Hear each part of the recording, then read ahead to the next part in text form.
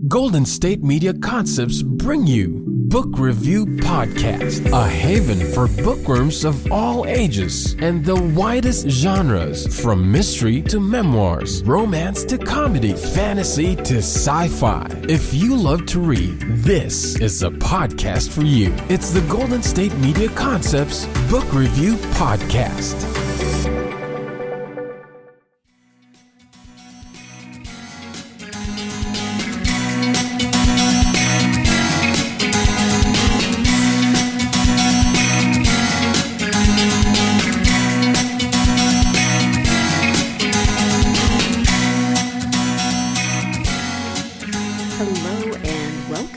GSMC Book Review Podcast, brought to you by the GSMC Podcast Network. I am your host, Sarah, and I am recording this episode in Carvoeiro, Portugal. Yep, we did it. My husband and I moved to Portugal. We have been here for 2 weeks.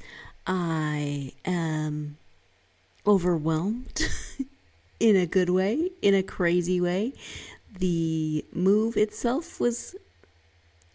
well, it wasn't completely smooth, but it wasn't horrible. We had our ups and downs, but we got here.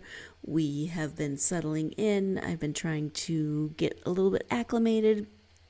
And here we are. We moved with 2 dogs and a bunch of suitcases and a sense of adventure that will hopefully stay intact. Oh my gosh, it is beautiful here.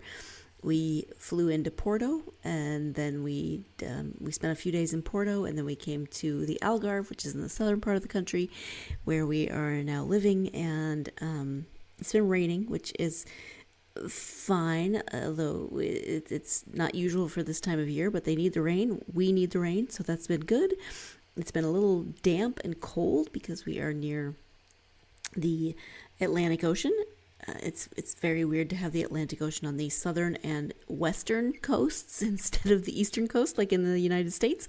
But yeah, we've been doing a lot of exploring and a lot of walking and a lot of eating and just getting used to our new home. So, wow, yeah, it has been quite the adventure. So, more on that as episodes happen. You'll be getting more information about our new life here. But we are, of course, here to talk about books, and I am interviewing returning author J.P. McLean today. I think I mentioned that at the end of the last episode. So we are talking about the first book in her Gift series, and this book is called the Gift Legacy series. Let me give you the description from the back of the book. As a child, McLean Taylor accepted a stranger's gift that changed her life forever. This gift wasn't wrapped in pretty paper and tied with a bow, nor could it ever be returned. Now it's taken over her life. Striking without warning, it strips McLean of gravity and sends her airborne, unchecked. Haunted by terrifying flights she can't control, McLean returns to the seaside cottage of her childhood, where she vows to take command of her dangerous gift. Here she discovers an underground society whose members share her hidden ability, and a man who sends her heart soaring. But is this secret society using the gift for good or for evil? Unraveling the truth will plunge McLean into a fight for her freedom and her life. The first book in the Gift Legacy series, Secret Sky, is a thriller that skirts the edges of reality in a world within our own. Buckle up and escape the ordinary. Take flight with McLean Taylor. And so that, of course, is the description of the first book in this series, Secret Sky. It is urban fantasy. It takes place in, basically the world around us, but there is this secret society of flyers. So imagine that you just, the first time it happens, I think she's reading, if I'm remembering that correctly, but she suddenly realizes that she is hovering over her bed. She is hovering like 6 feet above her bed. Just imagine coming to your senses a little bit. You know how we all get distracted, especially when we're reading, right? And to find that you are hovering. Some of us would find this exhilarating. I myself have a bit of a problem with heights. I might not be so thrilled with this gift that was given to me. And This was given to Emmeline at a young age, so she didn't, or at 12, so a young age, but she did not grow up with this gift. She was not taught how to deal with this gift. She doesn't tell anyone about it, so she's trying to deal with it on her own until she meets this secret society. And that is not as straightforward or cut and dry as she would hope. She does get answers, but it seems like with every answer, there are more questions. So I like the nuances of her trying to figure out this gift, of trying to figure out this new society of which she's a part. And there is some mystery and some intrigue involved with this society. So she's got to try to, figure out, are they using those gifts for good or evil? Let's go ahead and turn now to the interview with Joanne, and she can tell you more about this book and this series. There are 6 books in the series, and then a 7th book that is told from the perspective of one of the other characters in the series. Basically, this first story told from his perspective rather than Emmeline's. So Joanne's going to tell us more about that in the interview. Hi, Joanne. Welcome back to the podcast. Well, thank you, Sarah. Great to be here. I am happy to have you here, and we're going to talk about a different series than the one we talked about last time. But before we get to talking about books, if you could share a little bit about yourself for people who maybe didn't hear the first interview or who would like a bit of a refresher as to who you are. Sure, absolutely. My name is Joanne McLean. I use the initials JP for my writing because Joanne is spelt so many different ways. I live on a little tiny island called Denman off of Canada's west coast, and I've been writing full-time since 2011. And I write in the same genre that I read in. So my favorite genre is urban fantasy or supernatural thrillers, or basically anything with a little bit of magic in it. That's what I like to read, and it's also what I write.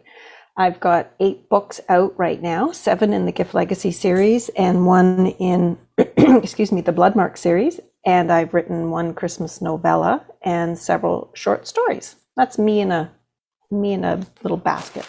All right. I love it. All right. So Little Tiny Island, actually, I'm curious now. You have to take a ferry. What's the situation with getting to your island? Yeah, we from Vancouver, most people are familiar with Vancouver. From Vancouver, you take a 1.5-hour ferry over to Vancouver Island, where the capital is, Victoria. And then you drive for an hour and a half north along the coast, and then along the west coast of Vancouver Island, and you take another ferry, which is only 10 minutes, to Denman. And that ferry is called the Bain Sound Connector, and it's the largest saltwater cable ferry in the world, and it's only a 10-minute ride. So cable ferries obviously are in freshwater, but not so much saltwater. And the island itself is, I think the recent census just upped it to 1,300 people. We were at 1,100 people. So 1,300 people, and it is 20 square kilometers. So it's pretty small, rural, lots of cows and sheep and chickens, and lots of fresh produce in the summer. That's fascinating. Now I want to come visit you. I've just invited myself. All right. Well, it used to be easier for you to get here. You used to be able to just drive up the coast. Well, yeah, it's a little trickier now, but I promise to call first. I won't just knock on your door. Okay. And you can bring your dogs because I like dogs. Thank you. Oh, good. They'll love it. All right. So we're talking about the Gift Legacy today. And so can you start with an overview of the series itself? Sure. The series is called The Gift Legacy. There are 7 books, 6 in the series, and 1 is a companion book, which is a mirror book to book 1 and tells the story from a different character's perspective. And the series is about a secret society of people who can fly. That's their big thing. But also they're embroiled in politics, like every secret society is. And so there are elements of wonder, the whole idea of flying, and the little bits of magic that they can do, and the danger. So, it's always the good and the bad, the exciting against the not so exciting. So there's a couple of factions that are set up through the series that are out to change the power structure of the organization that polices this group of people they call themselves Flyers. And in particular, you're following the same young woman through all the books, and she starts out as guarded and naive, and grows stronger. And by the end of the series, she is the central character in turning things around for her group of friends who are flyers, and also for her family. So it gets to be quite complicated and all encompassing by the end of it, but it starts off pretty simple.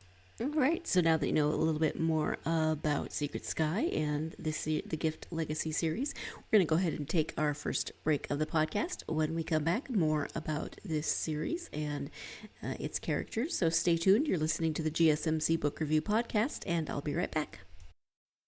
Golden State Media Concepts bring you the Bible Study Podcast. Reflect and journey the Bible as together we study God's Word and be inspired. Bible study made fun and informative for all ages. It's the Golden State Media Concepts Bible Study Podcast.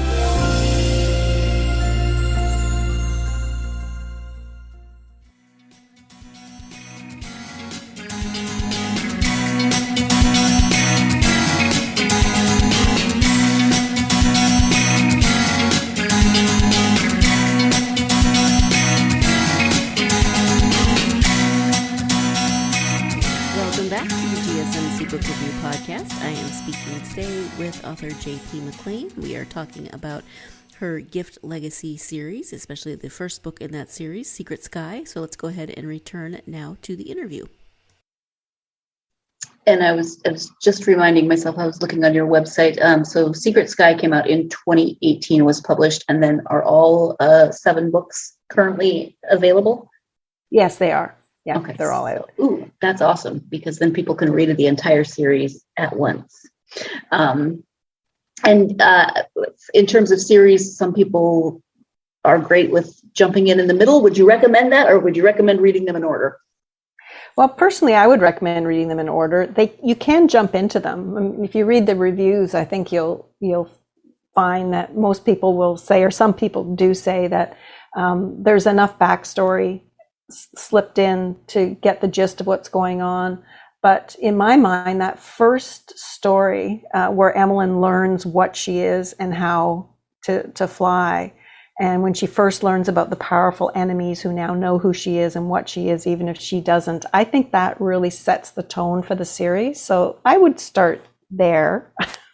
But certainly there's one fellow that just reviewed the second book, and he liked it more than the first book, and he has selected it for his top pick already for this year. So, so I guess you can start with, that was a real surprise. A very nice surprise. Yeah, absolutely. Well, I personally like to start at the beginning, especially because in this first book, you get to find out, you get to really take that journey with Emmeline, finding out what she is, because she gets this gift in a rather unique way. And so you get to take that journey with her. So for me personally, I would start at the beginning, but that's just me. Oh, I'm glad you agree. What was your inspiration for the concept for the series? Well, I dream of flying. I always hesitate to say that because I think people are going to think I'm absolutely crackers, but I have a recurring dream of flying, and it's the most wonderful dream I ever have. I get upset if I get woken up from it. And I try to get back to it once I've woken, because that sense of freedom of flying is just incredible. And it's a very common dream. So I think a lot of people that have that dream will relate to it. They'll see it when it's happening. But I was also influenced at the time by some of the fantasies I was reading at the time. And I'd been reading Deborah Harkness's, she's written a All Souls trilogy, but at that time she only had the first book out, which was A Discovery of Witches, which I just loved, and the True Blood series by Charlene Harris, and some of J.R. Ward's work, especially the Black Dagger Brotherhood. I've been reading all of those, and the element of all of those that I liked the most was the current setting. So it wasn't about werewolves or vampires. It was that the characters were part of our world, and in some cases these books and the authors make it known to, like in True Blood, the vampires have come out, so they're in society, but the the public knows about them. But I like the idea that this thing is happening all around us and we're unaware of it.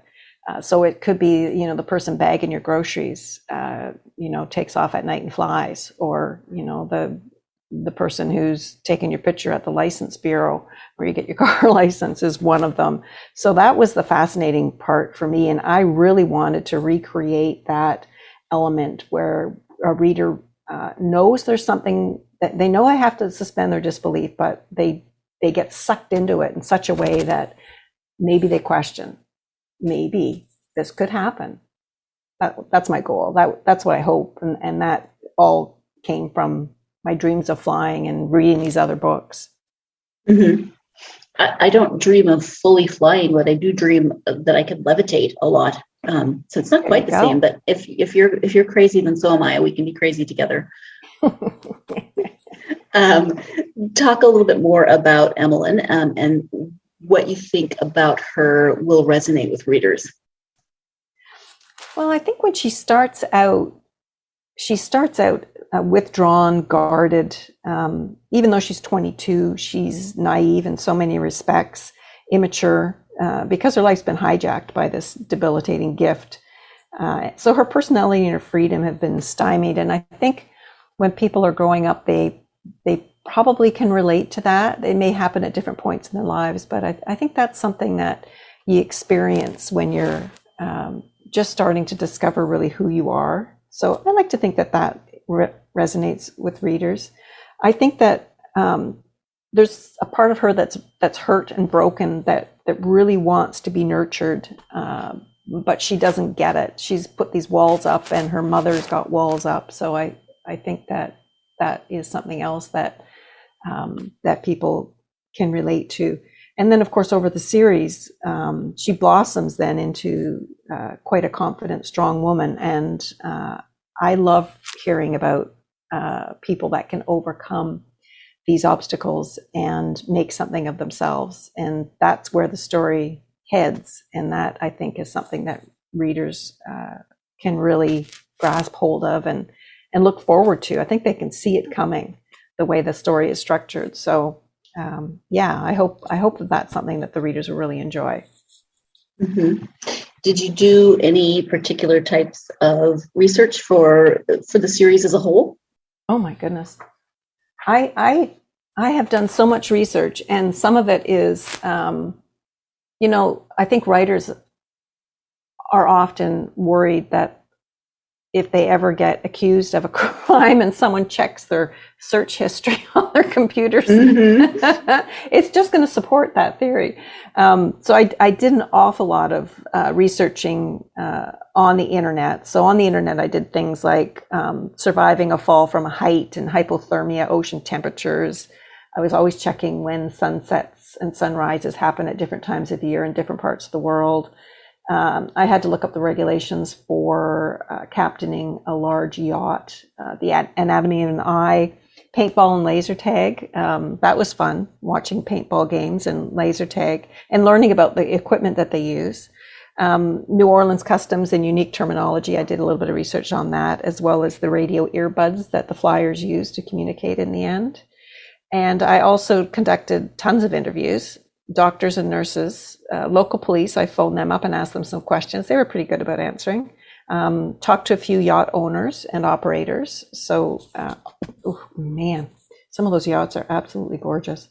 I took a float plane trip to Seattle, so I knew exactly how her trip at the end was going to go. Google Maps, they are my friend. I not only use the Google Maps to determine some of the locations I'm going to use, but how far in between two different points if I've not traveled that route myself. And the Google Earth program also gives a really good perspective if you kind of know the area you're going to be in and you don't know what the vegetation might look like or the height of the buildings in that particular area. Like if you want to hide someone in a shadow, you kind of have to know if the building's going to be tall enough to do that. And so Google Earth is really, really good for that kind of thing. There is no end of research. I didn't think that there would be a lot, given that it's, fiction and, urban fantasy or paranormal, but it's surprising how much you do end up having to look up. It's quite a bit. Yeah, and I mean, you can kind of, well, actually, even the flying bit of it, I think you would have to do some of the science aspects of it just so that people can suspend disbelief. But then it sounds like you got to do some really fun research on the side also. One of the funniest things that I researched, it was probably one of the first things I researched, was just what you said, human flight and flying and aerodynamics of flying and that kind of thing. And I came across, and I can't find it again. I can't find the person who wrote it, but it was the funniest thing. It had me absolutely howling. It was a guy who was fed up with these books about people's characters who could fly because, clearly that was not possible. And so he had hoped that all such authors of those books would first jump off the building to see if they could fly and then write their book. Oh my gosh. It did make me laugh. Yeah, but you didn't jump off a building, right? No, because I believe I could fly. So I knew that wouldn't end in disaster. But it did give me a perspective that maybe not everyone's going to like my book. Well, yeah, there you go. That's so funny that he took the time to be like, listen, I can't take this anymore. I got to put it out there. It'd be pretty boring if we didn't have books with magic in them, though, I think. Well, I agree. Sometimes you just need to live in a world that's maybe similar to your own, like urban fantasy, but also just different that you can escape into. Oh, yeah. We all need an escape, boy, today more than ever. Yes, I absolutely agree. I know I just said I absolutely agree, but I'm going to say it again. I absolutely agree. Every once in a while, we just need to put our minds in a different place, to take a step back from all the news and everything that's going on in the world around us. And doesn't mean that we're ignoring it, doesn't mean that we are diminishing it. It's just sometimes we need to put ourselves and our brains in a different place. And books are a wonderful way to do that. So I'm so grateful for books and the authors who write them. But let's go ahead and take our second break of the podcast. And when we come back, more with Joanne. Stay tuned. Tired of searching the vast jungle of podcasts? Now listen close and hear this out. There's a podcast network that covers just about everything that you've been searching. Hey! The Golden State Media Concepts Podcast Network is here. Nothing less than a podcast bliss with endless hours of podcast coverage. From news, sports, music, fashion, cooking, entertainment, fantasy, football, and so much more. So stop lurking around and go straight out to the Golden State Media Concepts Podcast Network. Guaranteed to fill that podcast itch. Whatever it may be. Visit us at www.gsmcpodcast.com. Follow us on Facebook and Twitter, and download us on iTunes, SoundCloud, and Google Play.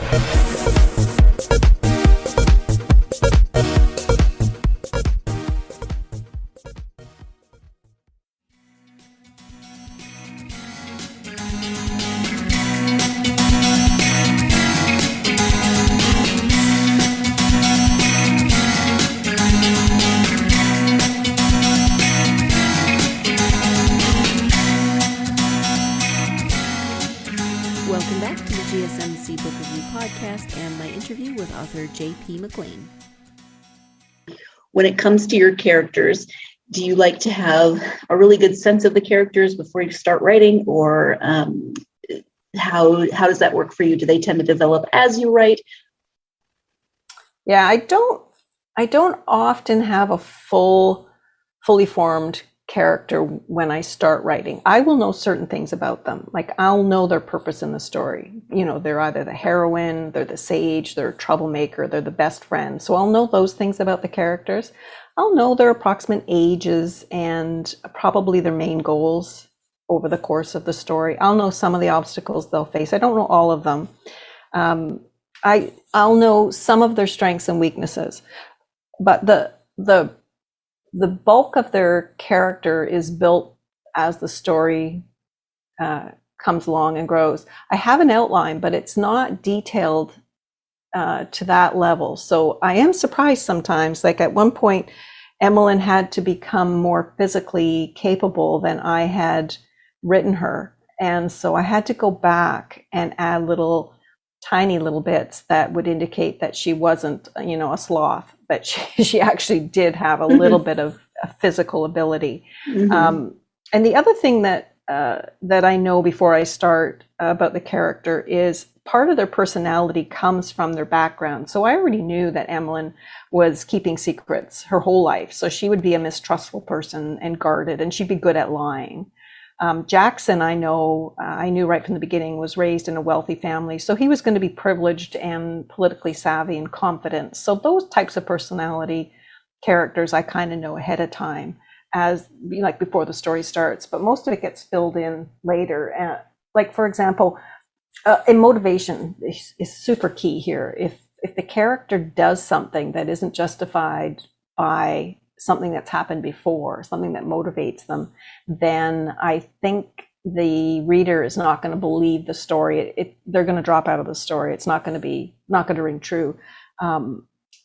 So I have to make sure that motivation is clear. And like, for example, when Emmeline decides to join Jackson's rescue mission, it's because she's earned it. She's trained hard and she's accepted that she's one of them and she has a role to play in defending them. And if she hadn't done that work, then her joining his rescue mission would, I think, ring false and not be interesting and take people out of the story. So if that motivation doesn't line up, excuse me, I'll go back and create little bits to reinforce the motivation. With Emmeline's character, I realized as the story was developing that she had to have a really close alliance with Avery Coulter, the doctor from the hospital. And that wasn't obvious when I started the story, but it did become obvious. And once it became obvious that she had to be closer to him than to Jackson, I went back and added details to make Emmeline's character really become attached to Dr. Coulter. And I did that by making him much more of a father figure. He kind of looked like her father. They are in the same profession. They would have been about the same age. And they have tender moments together. So that it set it up so that would be a really strong relationship in the end. And that didn't happen right from the get-go. I had to go back and tweak.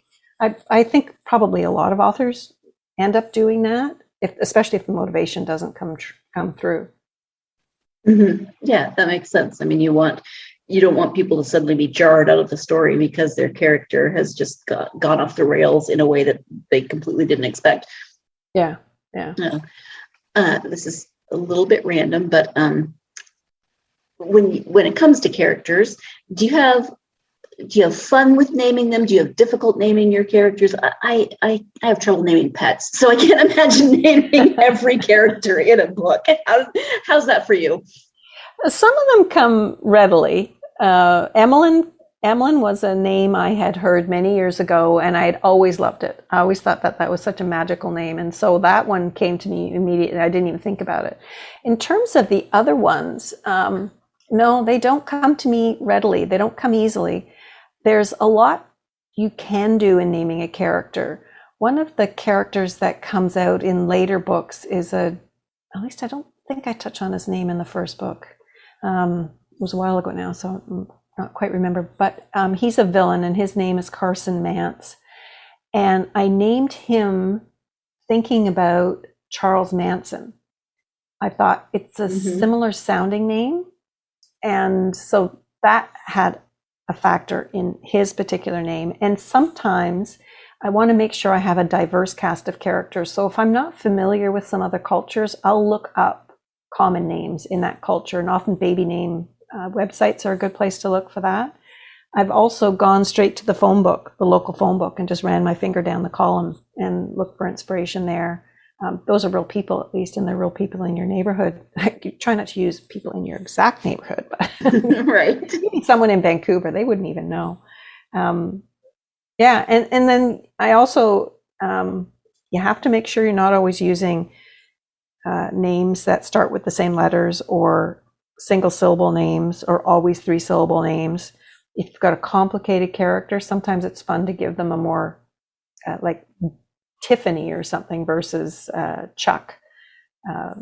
So you can play around with names, and they have a lot of power, even just looking at the name itself. Like you have an image in your head of a Chuck. You have an image in your head of a Tiffany. There's a lot to naming characters. It's not just, oh, I like this name, I'm going to use it. You kind of have to think a little bit about being diverse, and men and women, and mix up the letters, mix up the syllables, try to find words that have, or names that have some meaning that go beyond just the name. Thank you for that. I appreciate it. Because I often wonder how that works for authors, especially because you have so many characters in any given book. Mm-hmm. And they grow through the series. Yes. So there's 7 books in this series. Is the series complete, or will you return to this world? Well, readers ask me to return to this world, and I certainly love writing that series. Right now, it stands complete, and although there are 7 books, the 6 books take you through to the end, and then the 7th book is the companion book, which is the Lover Betrayed book, and that is Jackson's point of view. He tells the story of Secret Sky from his point of view, and it starts before Secret Sky and it ends after Secret Sky, but in his world, in his New Orleans world, not Emmeline's world. So that was a fun book to write. It actually it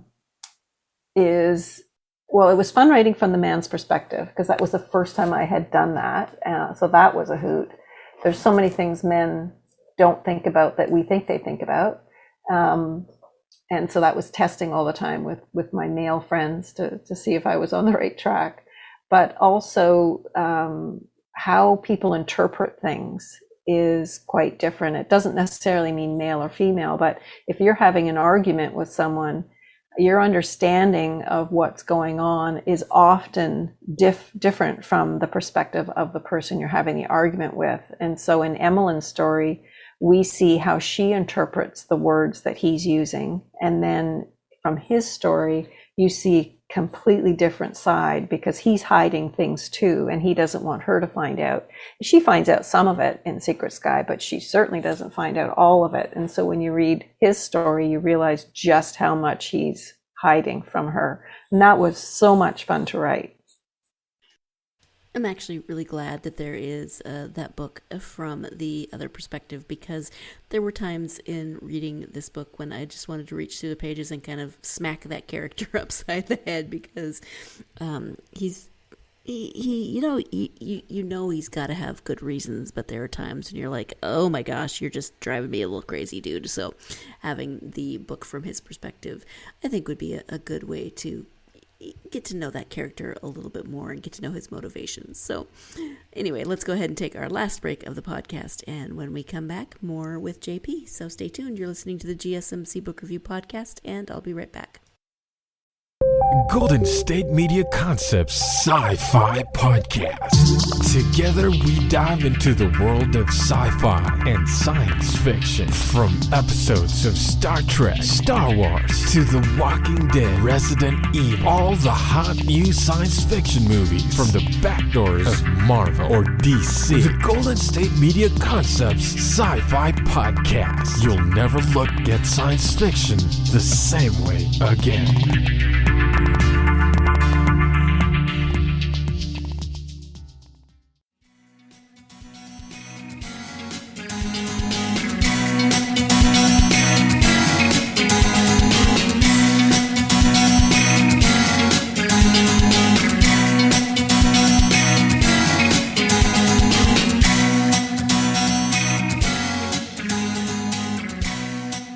Welcome back to the GSMC Book Review Podcast. I am speaking with author J.P. McLean. Before the break, we were talking about the series, the Gift Legacy series. It has 6 books in it from Emmeline's perspective, and a 7th book told from another character's perspective, which is what we have finished, or what JP had finished describing when we went to break. So I just wanted to remind you of that, because then it puts my next comment into a bit of context. So back to the interview. I can imagine it must have been, fun to write, but also kind of a fun exercise to take a story you've already written and sort of flip it on its head. Yeah. And then I did leave a few doors open. So there's a few things that I have intentionally put in the books and not solved. The one character that I get asked about the most is the character who gifted Emmeline her gift of flight, and that is the character named Jolene Reynolds.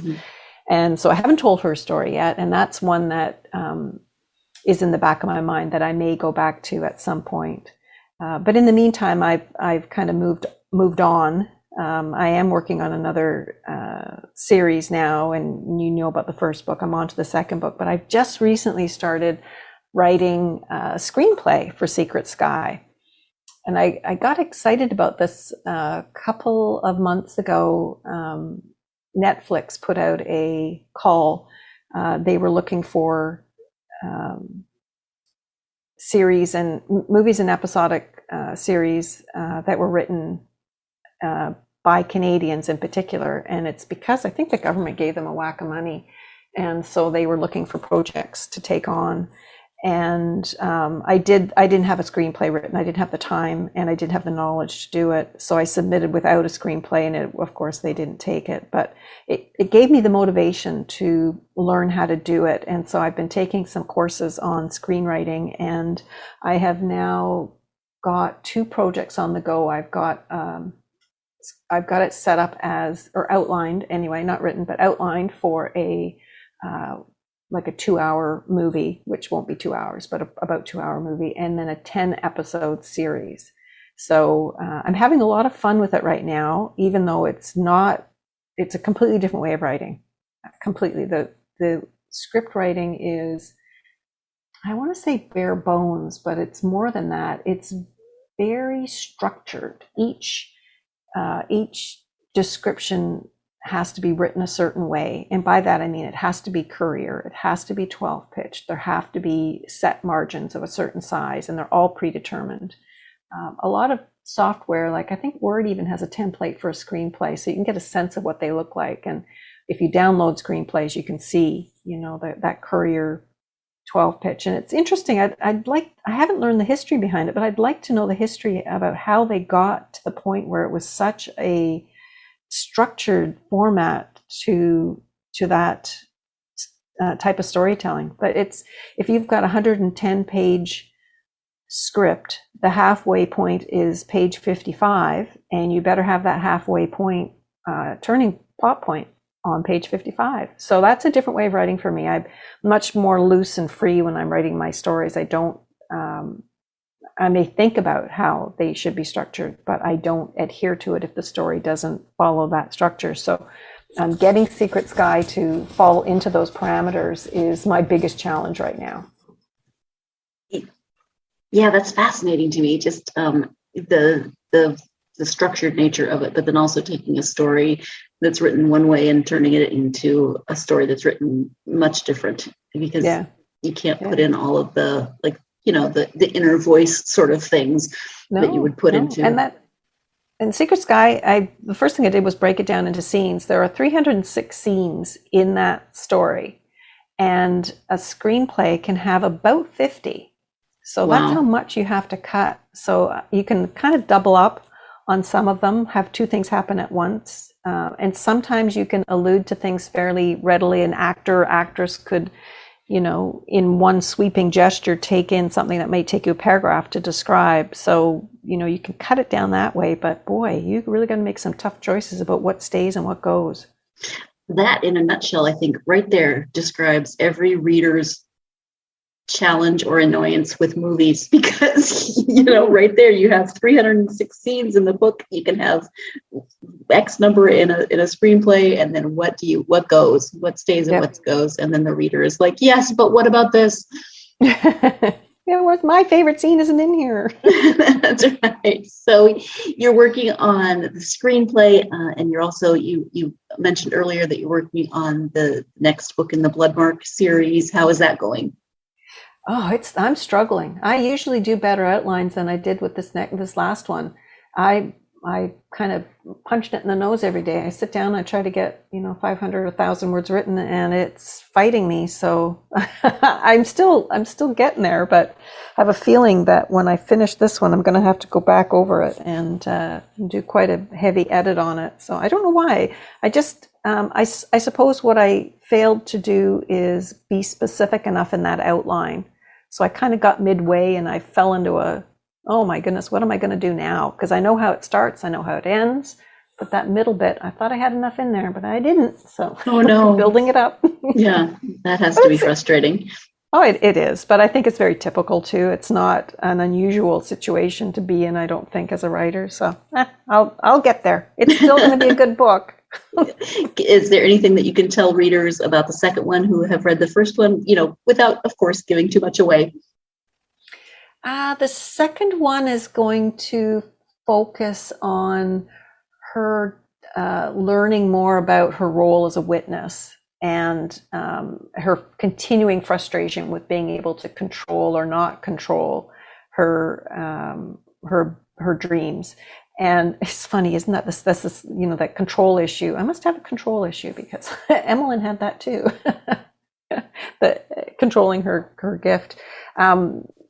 So yeah, I can't tell a lot more about it. It's much more focused on the offering bowl and the man in her life, Ethan, and his trouble that he starts to get into, and she gets wound up into his trouble. So it's developing their relationship, and yeah, that's about all I can say. I got to tell you though, Bloodmark is really surprising the heck out of me. It's getting so much traction. It's received the Gold Literary Titan Award, a Reader's Choice Award, and it made the top 10 lists for 2 different bloggers. And it's now a finalist for the Chanticleer Award for Paranormal Fiction in the US, and also in Britain, it's a finalist for the Wishing Shelf Book Awards for adult fiction. So I am so proud of that book. That's wonderful. Yeah, that's really exciting. Mm-hmm. I wasn't expecting quite this much. So I submitted it, of course. So I knew what I was submitting it for, but I'm always surprised when I see it in the list of finalists. Wow. Okay. Yeah. Congratulations, though. That's wonderful. Thank you. Yes, there's been some champagne flowing. I bet. Good for you. Got to celebrate the wins. Of course.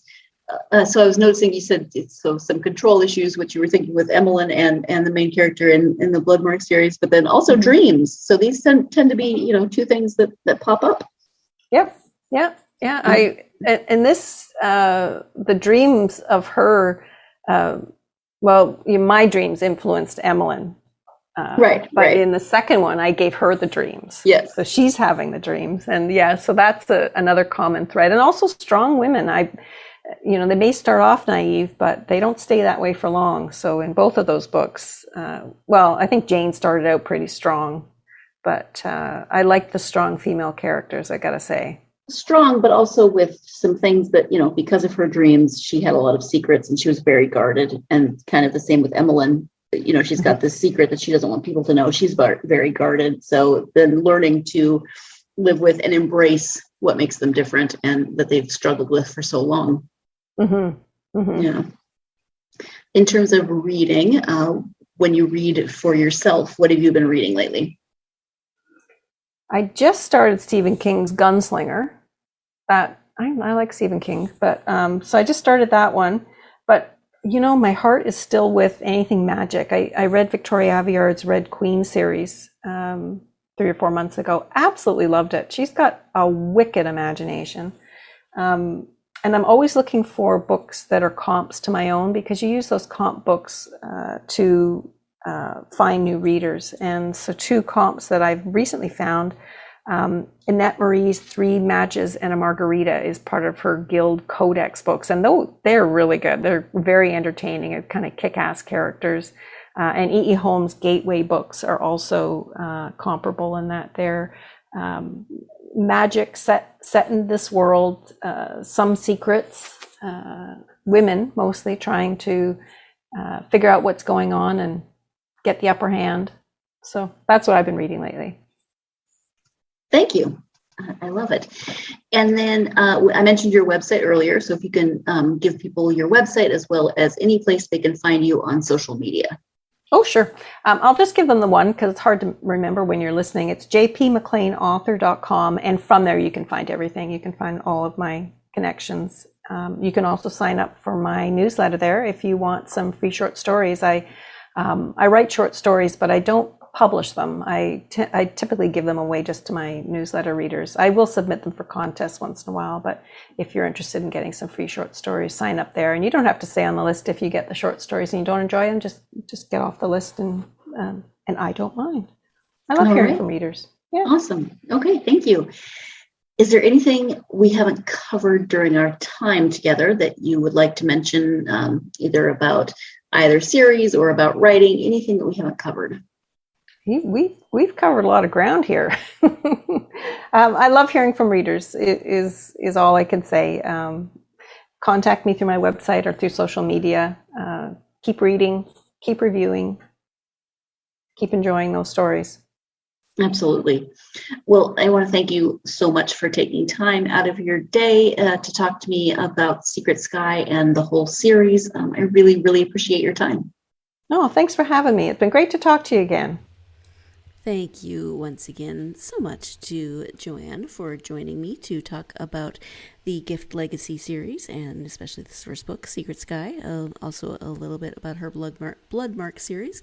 If you are interested in that episode, you can go back and listen to it. It was episode number 321. So if you didn't hear that one when it first aired, you can go ahead and listen to that if you would like. So thank you once again to Joanne. I love that all of the books in this series are out. I think I said this in the interview, but sometimes when there's a series that you fall in love with and you have to wait often a year between books for the next one, that can be a challenge sometimes for those of us who don't have a lot of patience. But this one, if you want to start it, all of the books are out. You can binge all 7 books and just work your way through the series and get the closure of a complete series all at once, which I love. I mean, there's something to be said about waiting also, but sometimes you just want to read the whole series all at once, and it's nice when you find it and it's already out.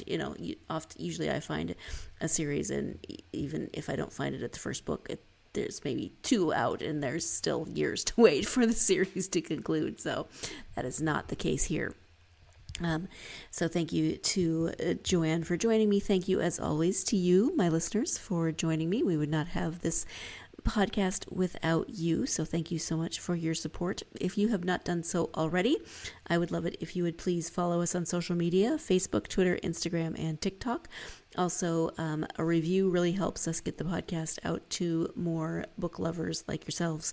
So if you could take a moment to review this podcast, that would be wonderful. A starred review, a written review, anything helps. Thank you. And also, please join me for the next interview when I will be interviewing author Daphne Suman about her book, The Silence of Scheherazade. So historical fiction. We are shifting gears from urban fantasy to historical fiction, and join me for that interview on the next episode.